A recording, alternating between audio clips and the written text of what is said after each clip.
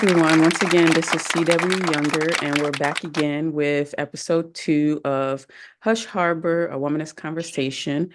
Welcome to our series Without Women, and today we'll be talking about Hannah, who is the mother of Samuel. So once again, I'm joined by Jamie Younger and Nadia Gray. Hi, everyone. So, Hello, how is everyone? so for Wonderful. those that are unfamiliar with womanism, it's a term coined by Alice Walker in her book In Search of Our Mother's Garden, A Womanist Prose. And now womanist theology identifies God's liberation, justice, and self-empowerment themes. And the four founders wrote about seeking wholeness in one's life and being attuned to the God within, working for justice, and building good communities that enable all people to flourish. Okay, so that was a mouthful.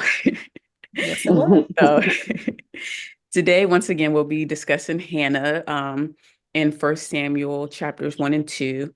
So Hannah was the wife of Elkanah, and she could not conceive a child. So Elkanah also had another wife who had many sons and daughters for him. Now, Penninah would taunt Hannah because she could not have any children. But still, Hannah faithfully prayed and sacrificed in hopes of conceiving. And, she poured out her heart to God every time they would go to the temple. And she basically promised the Lord, if she was able to conceive, that she would dedicate her son to him. So, of course, soon Hannah gave birth to Samuel. And after Samuel was weaned, she brought him to Eli, and he's the elderly priest to basically serve God. So, we have a woman here in this historical time, being childless for a woman meant you were going to be ostracized. And it was also considered a curse at this time period. So, and even kind of like today, one of the greatest accomplishments that a woman can achieve was to give birth, of course, to a male child.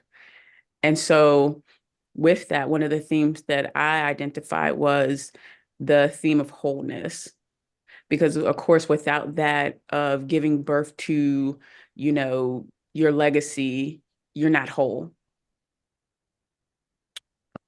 So one of the quotes that I saw was by Maya Angelou, and she says, "You don't need another person, place, or thing to make you whole. God already did that. Your job is to just know it."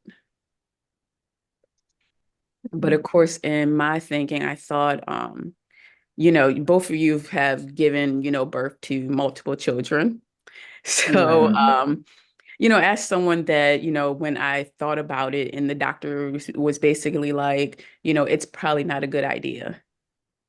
So, I think there is still a sense of, even if you feel like you're whole, there's a sense of missing out on something, like I thought of it as like maybe having like a 100-piece puzzle, but one piece is missing. Obviously, you can still see the picture, you know what you're looking at, but there's just one piece that's missing in that puzzle that doesn't make it whole. Any thoughts, ladies? Absolutely. Um, that's very profound. I honestly wouldn't have thought of it in that respect of like a 100-piece puzzle and one piece missing. So I guess my perspective is like we're looking at that one missing piece, but God, He's looking at that whole puzzle. He sees a whole picture. And so while we're focusing on our lack, God is trying to get us to focus on the abundance that He has already given us, like that 100 pieces. But, sometimes Right. we are so focused on that one thing that I can't have. I can't have that husband, or I can't have this woman, or I can't have this child. You're only focused on that one thing. But God has, Right. fulfilled you in so many other areas. And sometimes we don't even recognize it and we don't see it.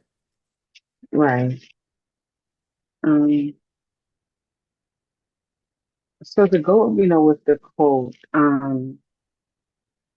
I saw a quote from Andrea Lord. It says, I find a I find that I am constantly being encouraged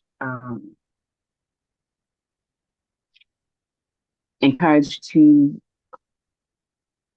block out some one aspect of myself and of present this. as a meaningful whole. So basically, what I got out of that is that, we are denying ourselves pieces of being whole when we are trying to, I guess, fill in those gaps ourselves, and we're making ourselves feel bad because we don't have this, we have this, and we feel we have this missing thing that is not really missing, I guess. I don't know. Mhm. Yeah, I understand that totally. And, I guess convenient for me, Jamie, you gave birth to a child that looks like me. So I guess, there's my little one piece in the puzzle, you know? Mhm. So it's kind of like, even though you didn't get exactly what you wanted or how you thought it was kind of going to look, but then you're Mhm. you're still rewarded with, something that completes the picture for you. Right. And then I thought about, sometimes, you know, God says no to certain things, even though we're praying for it and that's our desire, but we're really not ready for what we're even praying for. Right. Mhm. Very And, true. and although it may seem like it's no, sometimes it's not even a no, it's just not right now. And like you said, because you're not ready for it. And, we pray for, I don't know, wealth and etc. But we can't even handle what we have as of right now. So how can we accept something new and more when we aren't even responsible with what we already have? Yeah. Yeah, exactly. That's like stewardship. You know, Hmm. we want something, but we can't take care of what we have right now. So Hmm. it's like if we're not a good steward of what God has already given us, why would he give us something more? That's just like my Right, children. I'm not going to give you more toys and you're stepping all over the toys that I give you. So right. it's just like God. He's telling us like, okay, you're my child and I know you're not ready for this, so I'm not going to give that to you right now. Hmm. That's for later when you're ready for it. Yeah. And, in that it says, basically the Lord closed her womb. So it's kind of like, maybe not right now, but later. And then it's like later on in the chapter, you see that it says the Lord remembered. So after all of her, sacrificing, all her praying, all her pouring her heart out to God at all times, now, when God causes a problem because he closed her womb, so now Mhm. only God can fix that problem. But it's like we have to remain, loyal in what we're doing and keep on praying because even though, God knows our desires, but we have to still pray about what we want. Right. And I think Hannah's obedience to God, I think that's what, helped to open her womb because obedience is better than sacrifice. She can sit there and, say, I'm not going to do this, I'm not going to do that. But until you obey God and do what he wants you to do, your sacrifices can just be in vain, to be honest. So I think Right. her obedience, really was what led her, to getting the desires of her heart. Hmm. And one of my favorite things is in this book, God is a Black Woman by Dr. Christina Cleveland. So she speaks about the sacred Black feminine. So she says she is the God who promises to come to our aid when we call her, no questions asked. She is the God in whom we find hope. So, even though sometimes, in the thing you see Hannah, she's getting all depressed. She wouldn't eat. Her husband's basically trying to cheer her up. He's giving her, the double portions of meat, but, still she remained loyal. Still she, knew that one day God was going to, give her what she wanted. So even with that, even when it seemed like all hope was gone, because, of course, women, we only have a certain amount of time to give birth. Like you're not gonna be, well, in the Bible, sometimes they was like 105, but when we Yeah. talk about it in general sense, you only have a certain amount of time to conceive a child. And Right. she, even after she had Samuel, and she did exactly what she said. She dedicated him to the Lord. She took him to Eli after he was weaned. She gave him to, Eli to be a servant. So it's like, she kept her hope, she kept her promise. And then even after that, God, reopened her womb again and again, where I think she had like 4 or 5 more Five, kids. five more. Yeah. So it's like, I heard this thing one time when I was listening to the radio when they were preaching. I can't even tell you who it is, but they said faith is loyalty because we don't know the ending of what's going to happen. So of course, we talked about it before, just the praying and the sacrifice. And like you never know what's going to happen. So Yeah. it's like her just being like, okay, this I can count on God. God is going to give me a child. I can Mm-hmm. count on God. So she, in our faith, we have to remain loyal to what we're doing. So if we're going to pray like, one day I'm going to own this house, you should be still praying about that, even if it's not for 20 years that you own the house, because it could be right now, you're not ready for it. What if 5 years from now, hurricane hits? Where you were going to buy that house, that's where the hurricane hits. So it's like, actually, God saved you. Because I always think about Mm-hmm. when we got our Nissan, and me and Jamie actually wanted a Kia Soul. Like that's what we wanted to buy. And like Mhm. it just didn't even turn out right. Like no one called us back. Like, and then the guy at the Nissan place sent a van to come pick us up, drove us all the way to like Clarksville to look at this Nissan. Mm-hmm. And we're like, okay. And then now I look at it and, we got the car in 2019 and now I look at it in 2024 and people keep stealing Kias. So imagine if at that time God had given us what we wanted. Now our car would probably be gone out of the parking lot and like set on fire somewhere on Baltimore City streets if we had gotten what Mhm. we wanted. Right. Yep. Yep. Yeah. Sometimes that delay is protection. Hmm. Mm-hmm. And like you don't even know it. Hmm.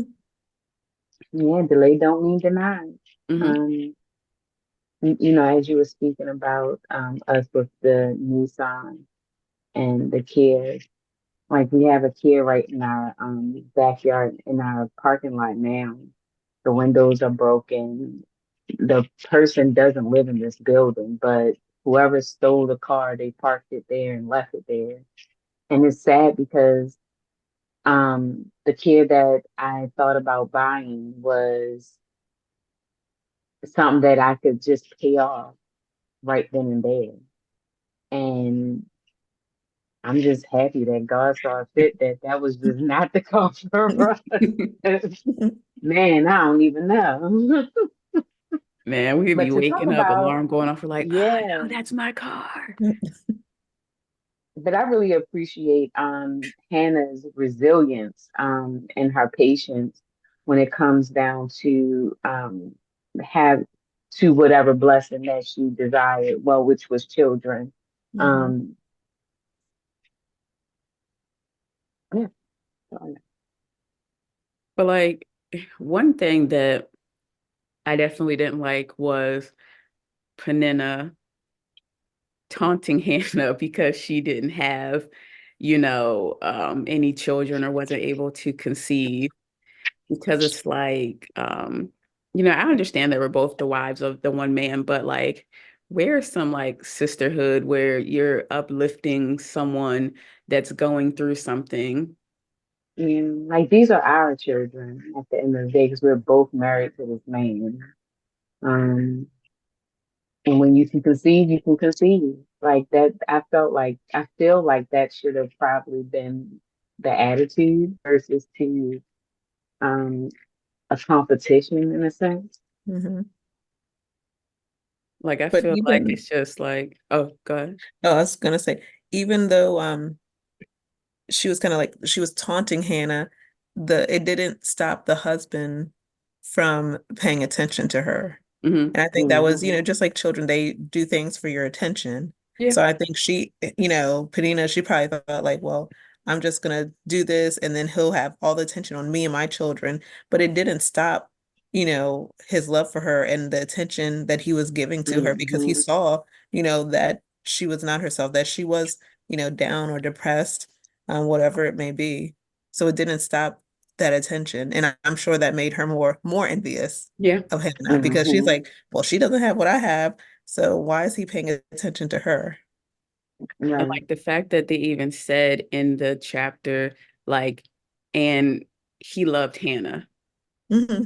Like, dang, y'all don't even say, and he loved his wives and he loved Yeah, Hannah. Hannah. And I Yeah. feel like, he was a very, religious guy, like just like clockwork. He's making those sacrifices. He's taking his family to, I think they called it the tabernacle. So he's taking them Hmm. to there to, pray and sacrifice. And, it's basically Hannah. When they got back, he would give them, the portion of the meat. He's giving her double portions. Like I could see the other person definitely being, jealous and Mhm. not having that sense of community. Like he's giving us all a Yeah. portion. We got what we need. It's just kind of like, oh man, he just love her. Don't even love me. But I gave him Mhm. all these children. Yeah. By Penninah being the second wife, she was basically the wife that could bear the children. So that was your job, was to bear the children, and you bear as many as you could. Um, and so because she probably felt like this is the only reason why you want me here is because Hannah can have kids. I think that was probably, a reason to taunt because it's like, okay, I got something you can't do. Hmm. And God is like, it's not that she can't do it. She's just not ready for that yet. Right. But then on the other hand, then after Hannah's womb was opened, I'm, imagining how she felt afterwards, because her spot and her duty was to just bear children. Hmm. And Hmm. now the woman that, Elkanah loves, she can bear children. So I'm pretty, Right. they don't really talk about her too much afterwards, but I'm sure she probably felt, like obsolete that, Yeah. okay, where am I now? Where's my place with him? Right. Yeah, and Because I'm what I sure. gave him, now she can give him. Right. I'm sure that's kind of like, just like anyone else, like, it's kind of like you're the oldest child, and then all of a sudden your parents have another kid, and you're like, kind of like, what's my role now? I mean, I don't know how that feels because I'm the youngest, but whatever. The boss. I know how I feel. I'm the boss. Mhm. How does that feel, Jamie? I don't know. Ex Joshua. And so, I saw, I actually saw the interesting thing that had a premise that, Penninah was the first wife. I didn't get to watch the Hmm. whole thing, but I thought that would just be something interesting that if she was the first wife, because then it kind of throws kind of like a wrench in the stuff. Because, like, most of the time people married a second wife if the first wife couldn't conceive. Mhm. So I just thought that was something to mention. People might want to look that up if you find it interesting. Yeah. So I saw in Luke chapter 6, verse 38, it says, "Give and it will be given to you. Good measure, pressed down, shaken together, running over, will be put into your lap. For with the measure you use, it will be measured back to you." Yeah. So I think that just basically, sums it all up, kind of. Yeah, absolutely. Give what's given to you, even if it's not the time. And, Mhm. what God wants is for us to basically, spread the word about God. the, Yeah. Great Commission, pray, fast, sacrifice. Well, now I guess we don't sacrifice like that, like they But, were, but yeah, but our obedience yeah, Yeah. is our Well, our sacrifice. sacrifice, yeah. And our time, that's Yeah. what we're sacrificing. Yeah. yeah, time, gifts. And so, you do all that and you'll get whatever right back that you're needing, because it's not always even what you want, it's what you pretty much Mhm. need. Yeah. Right, absolutely. Yeah, but I think, in your spiritual journey, you have to recognize that Mhm. what you're Hmm. putting out you're not going to always get what you want, but Yeah. God is going to give you what you need. Right. I think sometimes, we get discouraged, like, oh, well, I did this and this and this and this. You're doing all these works, I say, but don't let your works just be in vain.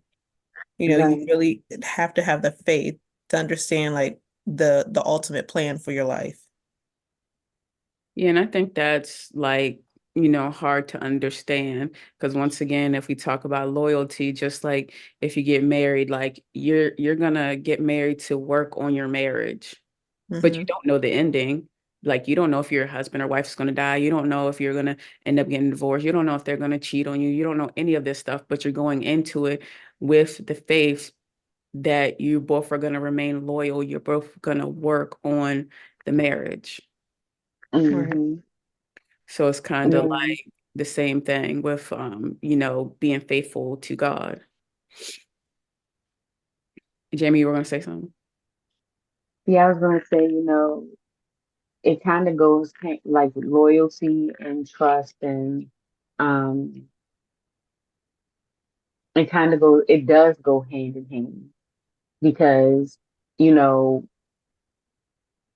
when we go into, certain situations, we go into them trusting that it's going to work out in our Mhm. favor.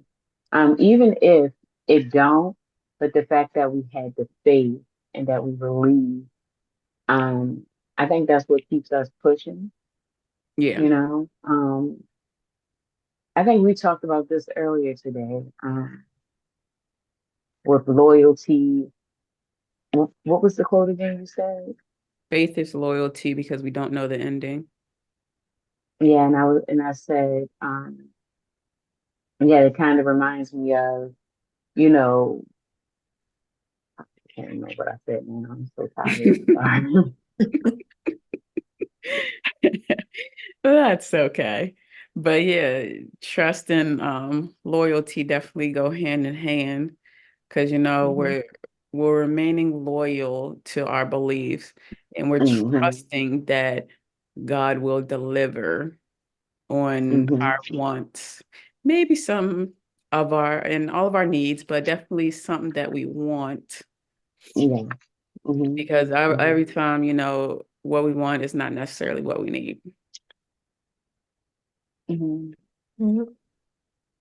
And although you praying for these things, it's also our responsibility, in which, a lot of times, um, we forget as people in the Christendom. It's our responsibility to also put that step forward as well. Like we can pray, but we also got to do the work. We Yeah. can't Hmm. just sit there and just pray and don't do no work, because how do we expect anything to get done? You know what I mean? Yeah. Prayer without Yeah, action. Yeah. yeah, it's dead. Hmm. Okay. Well, thank you guys for joining me again, Nadia and Jamie. So, everyone, you can check us out again next month with our series Without Women. It'll be a surprise on who we're doing, because I don't know, because I don't have my piece of paper. But if you like our video, please, like it, share our video, tell people about it. And if you want to, you can follow us on Facebook and Instagram at For Color Girls Who Lead. And you can visit our site for colorgirlswholead.com. So thank you, ladies. Thank you. Thank you. Have a great one. You too.